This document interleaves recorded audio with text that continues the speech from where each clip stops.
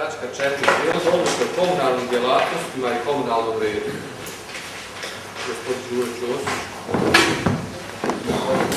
Želim da pozdravim vas i sve prisutne u sali i reći ću par rečenica vezano za prijedlog odluke o komunalnim djelatnostima i komunalnom redu. Kao što vidite u samom nazivu odluke, velika su dva poglavlja obrađena u ovoj odluci i podijeljena su tako da su odvojena i da se lakše snalaziti i primjenjivati ovu odluku u praksi i u životu. Problematika koju obrađuje ova odluka jeste životna, naša, svih nas, građana i pravnih subjekata na ovim prostorima. Vrlo je bitna da se donese kvalitetna i da se može kvalitetno primjenjivati u narednom periodu. Ja ću reći par rečenica vezano za pravni osnov za donošenje ovakve odluke, a koji se nalazi u Zakonu o komunalnim djelatnostima koji je donešen 2011. godine i stupio na snagu u decembru mjesecu 2011. godine, a objavljen u službenom glasniku 124/11. Članom 41 je precizno rečeno u tom zakonu da jedinice lokalne samouprave su dužne da svoje odluke koje tretiraju ovu problematiku u narednom periodu usaglase sa zakonskim odredbama. I obzirom da je u prethodnom periodu odluka bila jako komplikovana i jako sveobuhvatna, a neke problematike iz ove djelatnosti su drugim zakonima propisane da se rješavaju na drugi način, stvarni razlozi za donošenje ovakve odluke su sljedeći. Dakle, odluka koja je bila na snazi je imala 9 izmjena i dopuna u svom sadržaju, tako da je preko 50% njenih odrednica bilo mijenjano i dopunjavano. Jako je komplikovano i teška za primjenu. Mi smo se opredijelili da napravimo jedan skroz novi materijal i prijedlog odluke koji bi bio usaglašen sa svim zakonima. Dakle, Zakon o komunalnim djelatnostima, Zakon o komunalnoj policiji, Zakon o grobnoj i pogrebnoj djelatnosti koji je rekao da mi sad više ne radimo tu problematiku u ovoj odluci, nego da se donosi posebna odluka i taj zakon je stupio na snagu i naša obaveza u narednom periodu da i takvu odluku donesemo. Dakle, i mi smo ispoštovali u principu sve ovo što su ovi zakoni nalagali da ispoštujemo i probali smo usaglasiti sve naše odrednice ove odluke u skladu sa ovim zakonima. Ja bih samo, ne bih išao poglavlja do poglavlja da objašnjavam u principu u ovoj odluci, reći da ima 18 poglavlja, jasno je podijeljena tematika i problematika na svako poglavlje da je lakše se snalaziti i raditi, a samo bih htio predložiti ovoj skupštini na 3 člana bih ja predložio poslije čitanja za pripremu ove skupštine sam uočio nekakve propuste ili nekakve stvari koje bi promijenile smisao i imale smisla da se promijene, predložio bih 3 amandmana na 3 člana ove odluke, pa ću ih tako pročitati, a vi ukoliko imate nešto drugo još, ja predlažem svakako učestvujete aktivno i da odluku napravimo što bolje. U članu 5 stav 2 stoji: obavljanje komunalnih djelatnosti povjerava se privrednim subjektima aktom o osnivanju. Dakle, ovdje gdje stoji privrednim subjektima treba da stoji samo javnom preduzeću. Jer samo javnom preduzeću koji je osnivač opština može da stoji da se aktom o osnivanju može dodijeliti ova djelatnost. Mislim da sam bio jasan. Dakle, ovdje u ovom stavu samo umjesto privrednim subjektima treba da stoji javnom preduzeću. To je na član 5, na član 164 ove odluke. Samo da ga nađem. Ja bih predložio u 3. redu, dakle, poslije zareza stoji: dužni su ukloniti sopstvenici tih predmeta. Mislim, ovo sopstvenici, ja bih predložio da budu vlasnici, da to tako stoji u ovom redu i članu 164 i u članu 190 odluke predlažem da u stavu 2 koji ovdje glasi umjesto na kraju tačke stavimo zarez, znači stav 2 koji bi glasio po našem prijedlogu: za objekte koji zbog dotrajalosti pojedinih spoljnih elemenata na zgradi predstavljaju opasnost za život i zdravlje ljudi, komunalna policija ili građevinski inspektor donijet će rješenje da se bez vremenskog odlaganja izvrši prepravka ili izmjena navedenih elemenata, zarez da stoji tu, ili izvrši uklanjanje u skladu sa zakonskim propisima. Ja sam htio toliko da ne tumačim ostalo, mislim da sam bio jasan dovoljno, obrazloženje i sve ostalo vam stoji pojašnjenja nekakva vezano za ovu odluku, pa evo koliko bude diskusija od toga ja stojim dalje na raspolaganju da Evo, kratko samo s obzirom da je načelnik udruženja već obrazložio komisija za propise u vezi sa prijedlogom odluke o komunalnoj djelatnosti i komunalnom redu. Komisija predlaže izmjene u članu 5 stav 2 također predložio, tako da se ne ponavljamo. To je to. Hvala i Boke.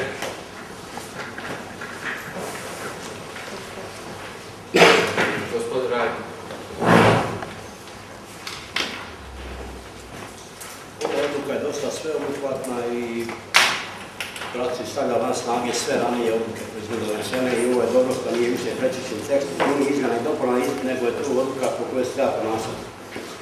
Ono što mene zabrinjava to je stalno i na našoj opštini nije podrugi bolje, što mi sve odluke donesemo, a ne znamo kako ćemo ih provesti. Evo sad govorimo o članu 190, slučaj malo glasno, čak i sa Đurom sjedio, neka slučaj ušljena, koja može ušiti na moje nečije, ne da može dijete nekog od nas, kako je slučaj? Ovo odnos ne može što za 20 godina. Evo, govorimo o fasadama. Mi danas u Šac imamo 100 prozora na balkona koji mi smijemo biti. 100. Jedan zatvorio balkon, drugi nije. Stavio vrata na balkon, ovaka, onaka, šta ja znam. Sve su odluke u redu, ali mi ne možemo ih provesti.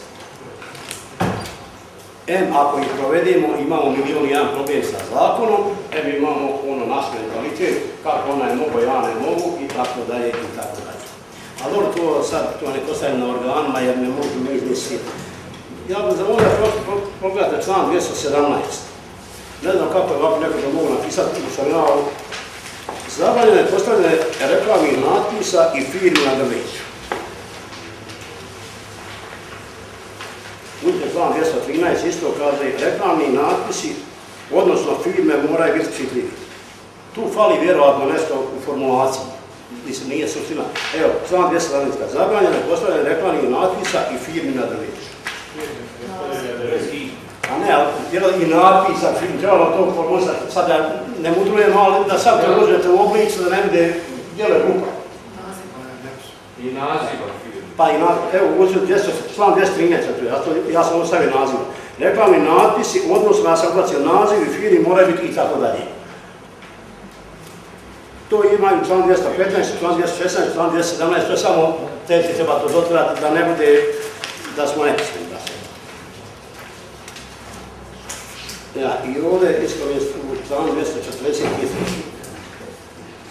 ako neko može pogledati, nek bazenka pogleda, ovo treba samo ovo u zadnjem redu, odredbe odluke vrši komunalna policija i druge nadležne ostale inspekcije. Znači, treba izglasiti ovo drugi. Jer komunalna policija i inspekcija nisu ni slično. Prema tome i nadležne opće inspekcije, ovo druge suvišno gramačke.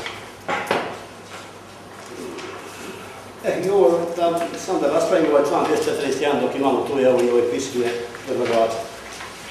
Je li iko u šansu dobio se razlog postavljanja pitanja? Ja vjerujem da nije. A ovdje piše član, kaže, odobrenje je potrebno pribaviti za postavljanje klima uređaja, satelitske antene i drugih konzumov uređaja sa svojim dijele zgrade. Pita nas, sad sam zato govorio o simulirajmo primjenu te odluke. Sad hoće, evo, radite u Rešeću, blago većini da postavi antenu, ja moram tražiti neku saglasnost. Ili klima uređaj s vanjske strane, ne znam. Je li to provodio ili nije? Odnosno, šta se dešava sa onim vremenom koje je prošlo, ja sam tu gradio, nisam, nije bitno, sad ne počeo, nisam neke papire, saglasnosti.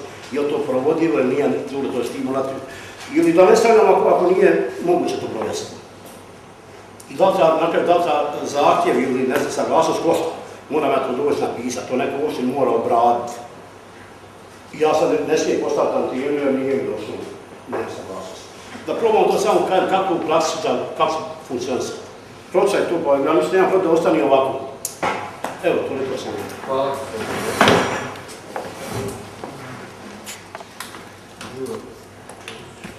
Evo, gospodin Blago, onda možda želi. Samo da dačem na jedan aspekt ovoga prijedloga odluke, jer ima ovdje mnogo zakona, sve obuhvatno, čini se da nešto nije regulisano kako bi možda trebalo biti regulisano.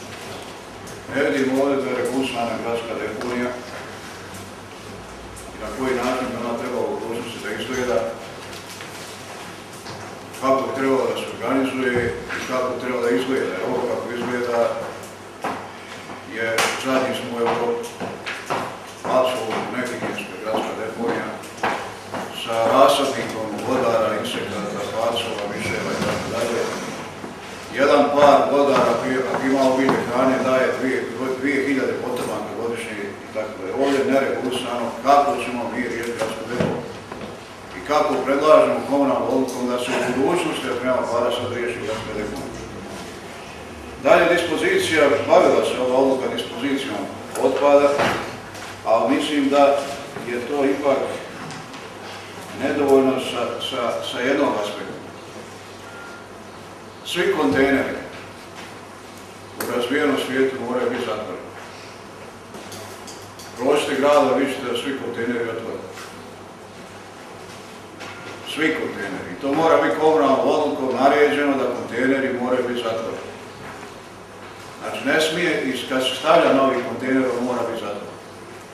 Dalje taj kontejner mora biti prilagođen potrebom.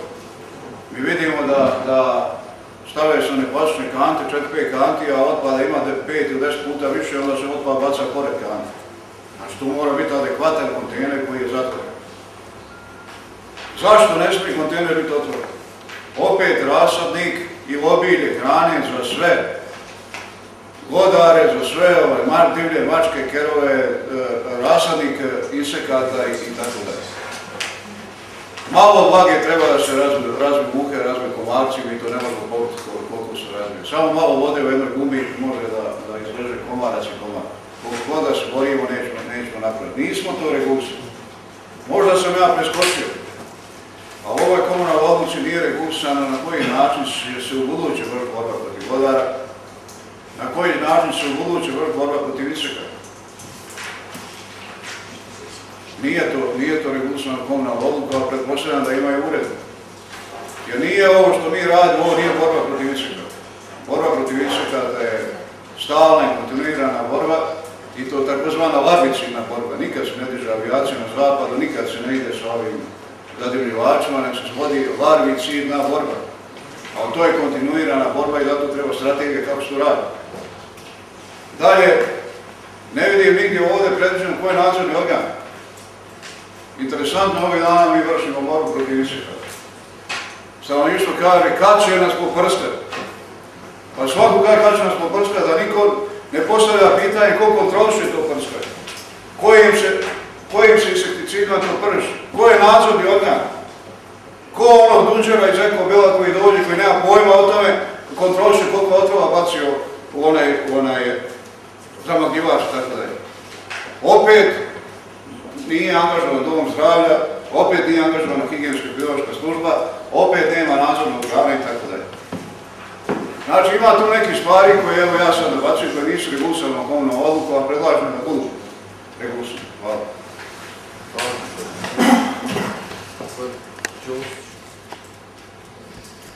Ja ću reći ako nema ništa reći o čemu se radi. Ja mislim i rekao sam u početku da smo se pokušali držati ovih zakona koji regulišu ovu problematiku i ove oblasti, a reći ću sljedeće, zašto ovoga nema, o čemu uvaženi odbornik Simić komentariše, član 2 ove odluke u prijedlogu, koji kaže, kao komunalne djelatnosti od posebnog javnog interesa su, pa su ovdje pobrojane njih 17 su pobrojane, nijedna od ovih otprilike ne bi se mogla baš povezati sa tim, a mi ne možemo ovdje izmišljati. zbrinjavanje otpada ili nešto drugo. Ne govorim kompletno ovdje. Jer tačka 9 predviđa zbrinjavanje otpada. Tačka 9 zbrinjavanje otpada iz stambenih poslovnih prostora. Propisano je ovom odlukom na način kako smo mi to vidjeli i kako su određene skupine u našoj okolini, u okruženju donosili i rješavali. Ja se slažem sa ovim u potpunosti. Ja nemam ništa protiv lično ovdje da se mi i ova skupština izjasni da kaže u Šamcu će biti isključivo zatvoreni kontejneri. Zapremni 5 kubika ili 7 kubika, ne znam ja kakvi, da ne bude ovakvi.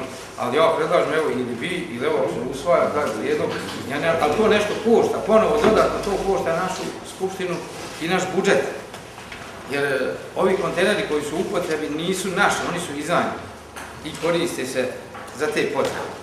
Dakle, zato govorim, komarci i ostalo tretiranje nije predmet ove odluke i ovdje isključivo se bavilo ovim čime ovdje i kako je zakon prišao tome i mi smo razrađivali iz zakona i ove odrednice tako i uvažavali i postavili.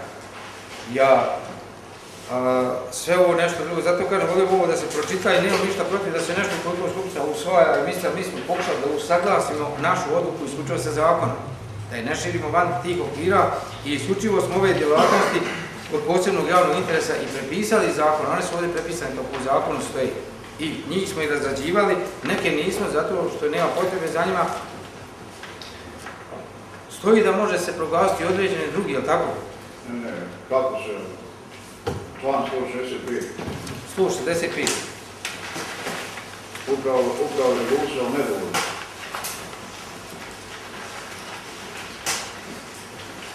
Nedovoljno za dispoziciju. Nije sporno, ja predlažem, evo pogod ima novu ideju, novi prijedlog, dajte amandmanski, recite da se doda još jedna stavka pod rednim brojem tim i tim da glasi tako i tako.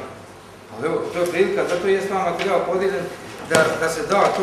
Ja ne mislim da je sva pamet unešena ovdje i ugrađena. Mislim da smo dosta dobro i pokušali smo maksimalno dobro da to odradimo, da li je sve obuhvaćeno, nije, ali evo, zato je dato vama na čitanje i na odlučivanje i na prijedlog. Samo bih volio, dajte konkretan prijedlog šta po euro se izglasava, nema ništa protiv toga. Ne kažem da treba biti 100% ovako kako smo mi i predložili. Mislim da svako dobro i dobar prijedlog za unapređenje koje će poboljšati na bilo koji način ovdje uslove za život i zbrinjavanje bilo čega i ja podržavam. Evo, samo da to mora biti usaglašeno sa zakonima, ne možemo vano prijavati zakon. Ovdje kod prijedloga, mislim, ne treba posebno kao amandmana, treba se uvažiti ovo što je gospodin Rajkić Rešević ukazali ove gramatičke greške, nazivi, firmi, da o tome posle to podrazumijeva da će biti izmijenjeno, ispravljeno. Imamo 3 amandmana, sad ne znam, klub SDS-a, gospodin Blagoje Silić, da li on predlaže neki amandman, konkretno šta se trebalo uvrstiti u ovu odluku o komunalnim djelatnostima. U članu 65 predlažem da se podatno 12 strogo zabrani držanje otvorenih, jer ovo se sve zabranjuje, tačka 165. Zabranjuje držanje otvorenih kontejnera. Koliko ćemo je to možda provesti nešto drugo, ali ima tu i masa privatnih kontejnera. Kupuju svaki dan kontejnera da je to željek otvoren.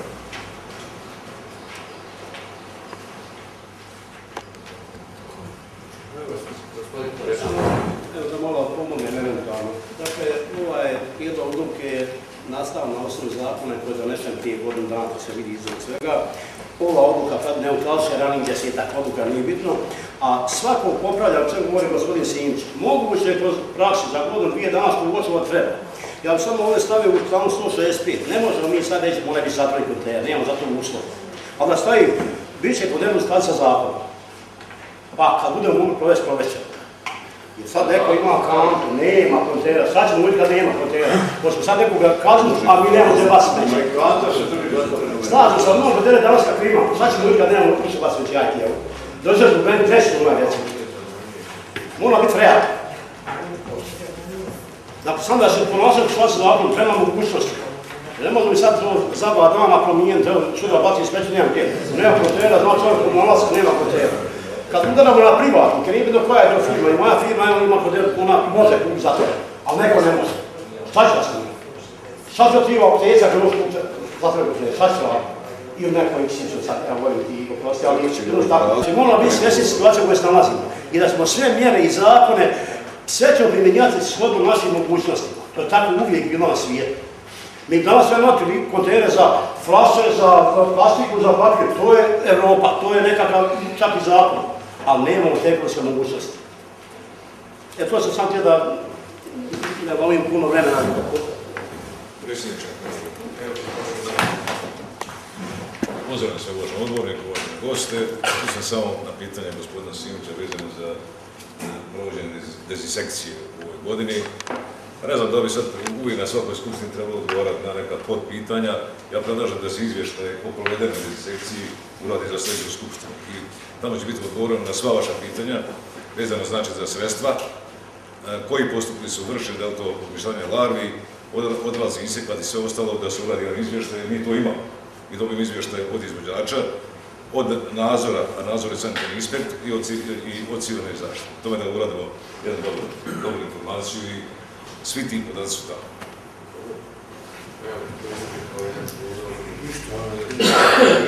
Informaciju i tu bi sve imao. Ima još diskusije da su spremno za glasanje. Prvo bi glasao o amandmanima koji je predložio gospodin Đuro Đurić, odnosi na član 5, član 12 i član 190.